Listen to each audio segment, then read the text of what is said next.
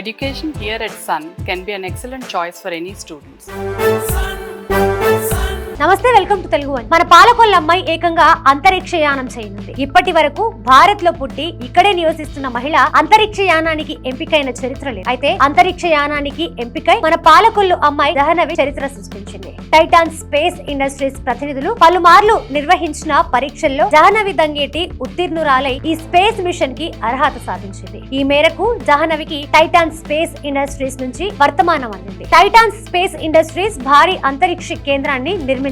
భవిష్యత్తులో అంతరిక్ష ప్రయోగ, వాణిజ్య, పర్యాటక కేంద్రంగా దీన్ని తీర్చిదిద్దనున్నారు. ఈ కేంద్రం నిర్మాణంలో మొదటిగా కొద్దిమంది అంతరిక్ష పరిశోధన వ్యోమగాములు, పర్యాటకులతో ప్రయోగాన్ని చేపట్టనున్నారు. 2029 మార్చి నెలలో నిర్వహించబోయే టైటాన్ స్పేస్ ఇండస్ట్రీస్ మొదటి అంతరిక్ష ప్రారంభ యాత్ర బృందంలో భారతదేశం నుంచి జాహ్నవి దంగేటి ప్రాతినిధ్యం వహించింది. ఈ యాత్రలో భాగంగా జాహ్నవి 5 గంటల పాటు అంతరిక్షంలో గడపనుంది.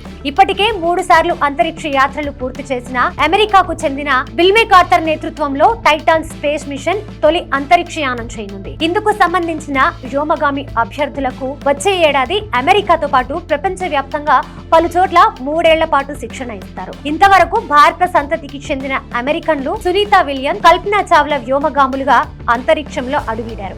అయితే జాహ్నవి దంగేటి మాత్రం ఆంధ్రప్రదేశ్లోని పశ్చిమ గోదావరి జిల్లా పాలకొల్లులో జన్మించింది. చిన్నతనం నుంచే చంద్రుడిపై అడుగు పెట్టాలని దృఢ నిశ్చయంతో ఆ దిశగా తన లక్ష్యాన్ని మలుచుకుంది. ఇంటర్మీడియట్ వరకు పాలకొల్లులోనే విద్యాభ్యాసం చేసిన జాహ్నవి ఇంజనీరింగ్ మాత్రం పంజాబ్ లో పూర్తి చేసింది. 2021లో అమెరికాలో నాసా నిర్వహించిన international air and space program కి భారతదేశం నుంచి ఎంపికై రికార్డు సృష్టించింది. అప్పటి నుంచి ప్రపంచ వ్యాప్తంగా అనేక దేశాల్లో జరుగుతున్న వ్యోమగామి శిబిరాల్లో శిక్షణ పొందుతూ వస్తుంది. పోలాండ్ లో అనలాగ్ ఆస్ట్రోనాట్ ట్రైనింగ్ సెంటర్ లో శిక్షణ పొందిన పిన వయస్కురాలిగా రికార్డు సృష్టించిన జాహ్నవి ఐస్లాండ్ దేశంలో జియోస్పేస్ సెంటర్ లో శిక్షణ తీసుకున్న మొదటి భారతీయురాలుగా నిలిచింది.